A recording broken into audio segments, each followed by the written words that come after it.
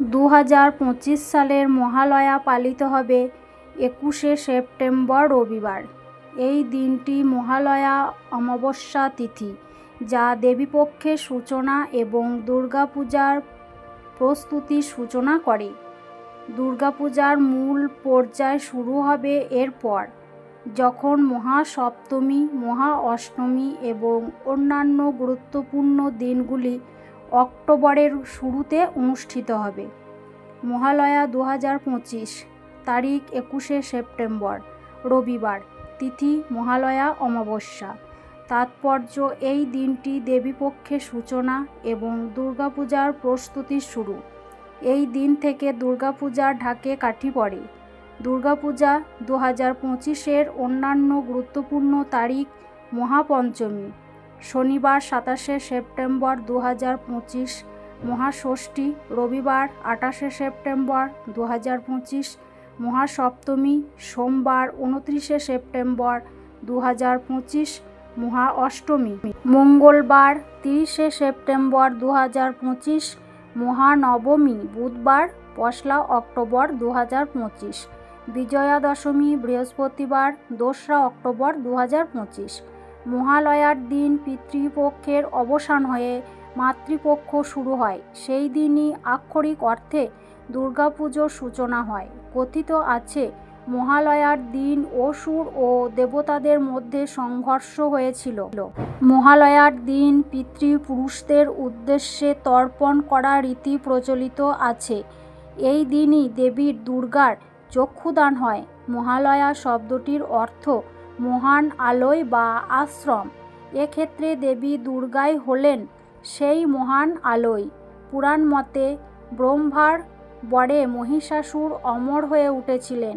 শুধুমাত্র কোনো নারী শক্তির কাছে তার পরাজয় নিশ্চিত।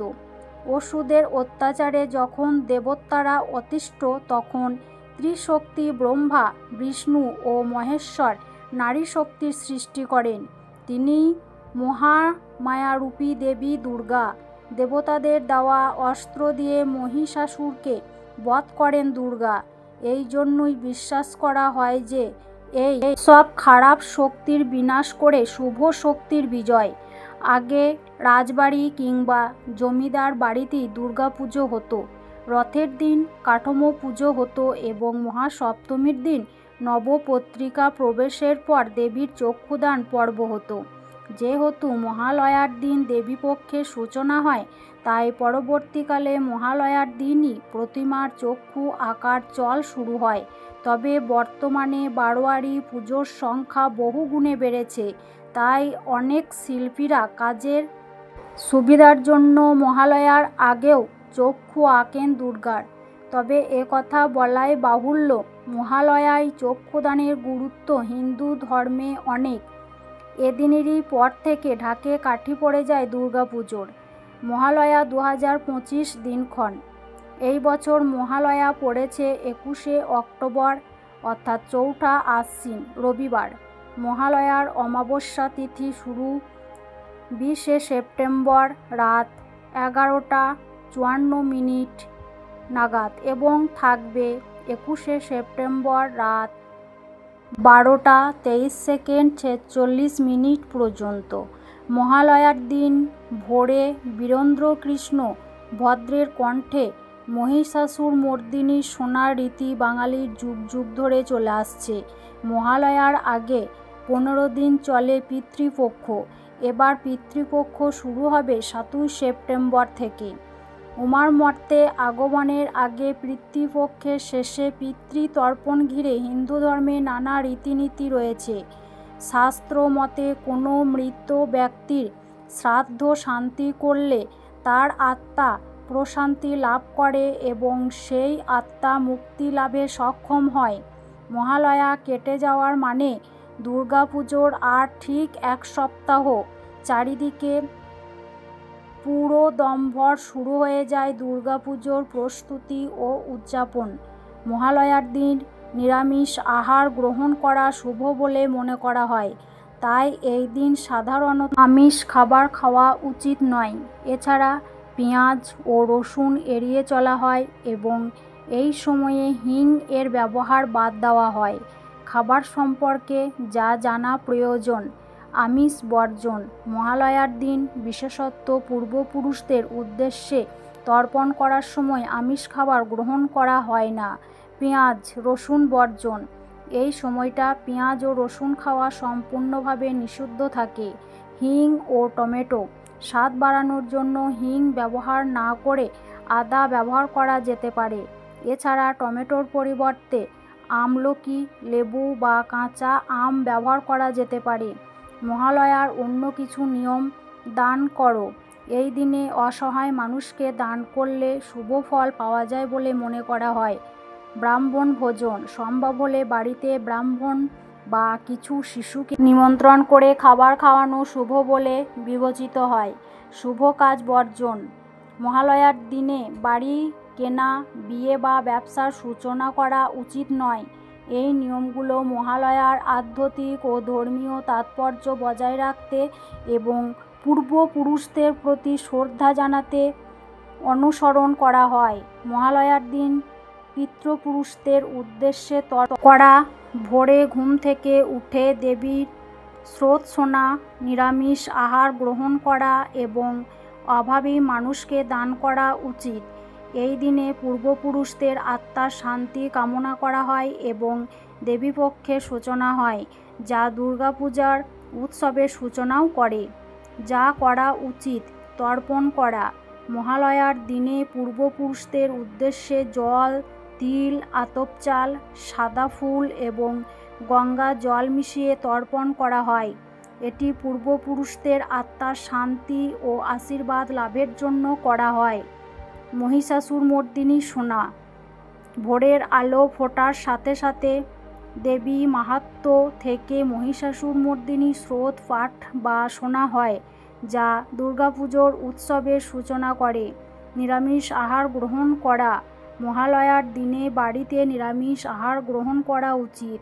দান করা। এই দিনে কোনো অসহায় মানুষকে খাদ্য বা বস্ত্র দান করা শুভ বলে মনে করা হয়। ঘর পরিষ্কার রাখা। মহালয়া পক্ষের সময়কালে ঘর পরিষ্কার পরিচ্ছন্ন রাখা ভালো। যা করা উচিত নয়। চুল, দাড়ি ও নখ কাটা। এই দিনে চুল, দাড়ি বা নখ কাটা উচিত নয়। ধার দেওয়া। মহালয়ার দিনে কাউকে টাকা ধার দেওয়া বা ঋণ দেওয়া উচিত নয়। মাটিতে গর্ত করা। এই দিনে মাটিতে গর্ত করা বা মাটি খোঁড়ার কাজ করা থেকে বিরত থাকাই ভালো। এই 2 সপ্তাহের মধ্যে কোনো দিনই পেঁয়াজ এবং রসুন খাওয়া সম্পূর্ণ নিষিদ্ধ। হিং বাদ দেওয়া যেতে পারে। পরিবর্তে স্বাদ বৃদ্ধির জন্য আদা কুচি করে ব্যবহার করা যেতে পারে। টমেটোর পরিবর্তে আমলকি, লেবু, কাঁচা আম, বিশেষ করে রসম ব্যবহার করা যেতে পারে। হ্যাঁ, গঙ্গা স্নান ও তর্পণ করা যায়। গঙ্গা স্নান করা মানে জলে স্নান করা, যা সাধারণত মহালয়ার মতো বিশেষ দিনে করা হয়। তর্পণ হলো পূর্বপুরুষদের প্রতি জল নিবেদন করে তাদের শ্রদ্ধা ও সন্তুষ্টি জানানোর একটি ধর্মীয় আচার এবং এটিও এই বিশেষ দিনে করা হয়। গঙ্গা স্নান কেন করা হয়? পবিত্র জলে স্নান করে আত্মশুদ্ধি ও পুণ্য অর্জনের জন্য গঙ্গা স্নান করা হয়। তর্পণ কি? তর্পণ হলো ধর্মীয় আচার যার মাধ্যমে দেবতা, ঋষি এবং মৃত পূর্বপুরুষদের উদ্দেশ্যে জল ও তিল নিবেদন করা হয়। এর উদ্দেশ্য হলো পূর্বপুরুষদের সন্তুষ্ট করা, তাদের আত্মাকে শান্তি দেওয়া এবং তাদের আশীর্বাদ লাভ করা। কখন করা যায়? পূর্বপুরুষদের উদ্দেশ্যে তর্পণ করার সবচেয়ে শুভ সময় হলো পিতৃপক্ষ। মহালয়ার দিনে ভোরবেলায় গঙ্গা স্নান করে তর্পণ করা হয়। যদি সম্ভব না হয় তবে পিতৃপুরুষদের মৃত্যুর নির্দিষ্ট তিথিতেও তর্পণ করা যেতে পারে। কারা করতে পারে? ঐতিহ্যগতভাবে পুত্র সন্তানেরা পিতৃ তর্পণ করে থাকেন। তবে যদি কোনো ব্যক্তির পুত্র সন্তান না থাকে তাহলে কন্যা সন্তান বা পুত্রবধূরাও তর্পণ করতে পারেন। কিভাবে তর্পণ করবেন? প্রথমে গঙ্গায় বা পবিত্র জলে স্নান করুন। তারপর মন্ত্র উচ্চারণ করে সতিল জল পূর্বপুরুষদের উদ্দেশ্যে নিবেদন করুন। ওং সর্ব পিতৃ দেবতাভ্যই নমঃ। এই মন্ত্রটি পূর্বপুরুষদের সম্মান জানানোর জন্য জপ করা হয়। মহালয়ার দিনে গঙ্গা স্নান করা একটি ঐতিহ্যবাহী প্রথা, যেখানে মানুষ মনে করেন যে এই পবিত্র স্নান পূর্বপুরুষদের আত্মার শান্তি ও নিজেদের পাপ থেকে মুক্তি দেয়। এই দিন সূর্য ওঠার সঙ্গে সঙ্গে অসংখ্য মানুষ গঙ্গায় স্নান করতে যান এবং তর্পণ করেন, যা প্রয়াত আত্মীয়দের আত্মার শান্তি কামনার জলদানের একটি আচার। এই প্রথাটি পঞ্জিকা অনুযায়ী বিশেষ তিথিতে পালিত হয় এবং এটি পিতৃপক্ষের শেষ ও দেবীপক্ষের সূচনার একটি গুরুত্বপূর্ণ অংশ। গুরুত্ব ও তাৎপর্য: আত্মিক শুদ্ধি। বিশ্বাস করা হয় যে গঙ্গায় স্নান করলে পূর্ব ও বর্তমান জন্মের খারাপ কর্ম মুছে যায় এবং আত্মার শান্তি লাভ হয়। পিতৃপুরুষদের উদ্দেশ্যে মহালয়ার দিনই পিতৃপুরুষদের উদ্দেশ্যে তর্পণ করা হয়, যা তাদের আত্মার শান্তি ও পরকালের জন্য জল নিবেদন করার একটি প্রথা। শুভ সূচনা: মহালয়া হল পিতৃপক্ষের শেষ এবং দেবীপক্ষের শুভ সূচনা। এই দিনে গঙ্গা স্নান করে মানুষ নতুন শক্তি ও উদ্যম নিয়ে দেবীপক্ষকে স্বাগত জানায়। প্রথা ও নিয়ম: ভোরবেলা স্নান। মহালয়ার দিন খুব ভোরে সূর্য ওঠার আগে গঙ্গা বা অন্য পবিত্র নদীতে স্নান করা হয়। সাদা পোশাক: অনেকেই এই দিনে কাঁচা সাদা পোশাক পরে স্নান করেন এবং তর্পণ করেন। তর্পণ: স্নানের পর বাড়ির বা মন্দিরের পুরোহিতের মাধ্যমে প্রয়াত পূর্বপুরুষদের উদ্দেশ্যে জল নিবেদন করে তর্পণ করা হয়। স্নান: গঙ্গা বা অন্যান্য পবিত্র নদীর পাশাপাশি গঙ্গা সাগরেও বহু মানুষ মহালয়ার পুণ্য স্নান ও তর্পণ করতে যান। জোয়ার ভাটার সময়: অনেক সময় মহালয়ার দিনে গঙ্গার জোয়ার ভাটার সময় জেনে রাখা গুরুত্বপূর্ণ, কারণ এই সময় স্নান করা বেশি পবিত্র বলে মনে করা হয়। মহালয়ার দিনে ভুলেও চুল, দাড়ি, নখ কাটবেন না। আমিষ খাবার গ্রহণ না করে নিরামিষ আহার গ্রহণ করা উচিত। এছাড়া পূর্বপুরুষদের প্রতি অসম্মানজনক কোনো কাজ, যেমন অকারণ সমালোচনা, বিবাদ করা বা কারোর সঙ্গে খারাপ আচরণ করা থেকে বিরত থাকা জরুরি। যে কাজগুলো মহালয়ার দিন করা উচিত নয়: চুল, দাড়ি ও নখ কাটা। এই দিনে চুল কাটা, দাড়ি কামানো বা নখ কাটা একেবারেই উচিত নয়, কারণ এতে অমঙ্গল হতে পারে। আমিষ খাবার গ্রহণ: মহালয়ার দিনে নিরামিষ খাবার গ্রহণ করা শুভ বলে মনে করা হয়। আমিষ খাবার থেকে বিরত থাকুন। পূর্বপুরুষদের অসম্মান: এই দিনটি পূর্বপুরুষদের উৎসর্গীকৃত, তাই তাদের প্রতি অসম্মানজনক কোনো আচরণ করা উচিত নয়, যেমন তাদের সমালোচনা করা, তাদের সম্পর্কে অহেতুক তর্ক করা বা তাদের সঙ্গে খারাপ আচরণ করা। ঝগড়া বা বিবাদ: মহালয়ার দিনে বিবাদ, ঝগড়া বা কাউকে কষ্ট দেওয়া থেকে বিরত থাকুন। শান্ত এবং সংযতভাবে দিনটি কাটান। কেন এই কাজগুলি করা উচিত নয়? মহালয়া পিতৃপক্ষের শেষ এবং দেবীপক্ষের শুরু হওয়ার দিন। এই দিনটি পূর্বপুরুষদের স্মরণ এবং সম্মান জানানোর জন্য অত্যন্ত গুরুত্বপূর্ণ। তাই এই দিন কোনো পবিত্র কাজ করা বা কোনো ভুল কাজ করা থেকে বিরত থাকাই ভালো। বাড়ি, গাড়ি কাউকে ধার দেওয়া থেকে বিরত থাকা উচিত।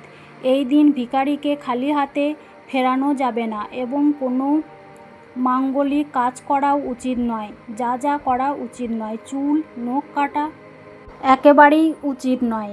আমিষ খাবার ও অ্যালকোহল: আমিষ খাবার, ডিম, অ্যালকোহল, পেঁয়াজ ও রসুনের মতো খাবার এড়িয়ে চলা উচিত। ধার দেওয়া: কাউকে কোনো কিছু ধার দেওয়া উচিত নয়, কারণ এটি অমঙ্গল ডেকে আনতে পারে। নতুন কেনাকাটা: বাড়ি, গাড়ি বা অন্য কোনো নতুন জিনিস এই দিনে কেনা থেকে বিরত থাকুন। ভিখারিকে ফেরানো: ভিখারি যদি আসে, তাকে কোনো মতেই খালি হাতে ফেরানো যাবে না। মাঙ্গলিক কাজ: এই দিনে কোনো মাঙ্গলিক বা নতুন কাজ শুরু করা উচিত নয়। যে কাজগুলি করা উচিত: তর্পণ: মহালয়ার দিনে পিতৃপুরুষদের উদ্দেশ্য করে তর্পণ করা হয়। দান করা: এই দিনই যা কিছু দান করা হয় তা পূর্বপুরুষদের কাছে তাদের আত্মার পুষ্টি হিসেবে পৌঁছায় বলে বিশ্বাস করা হয়। দেবী দুর্গার বোধন। মহালয়ার দিনে দেবী দুর্গার বোধন বা জাগরণ হয়।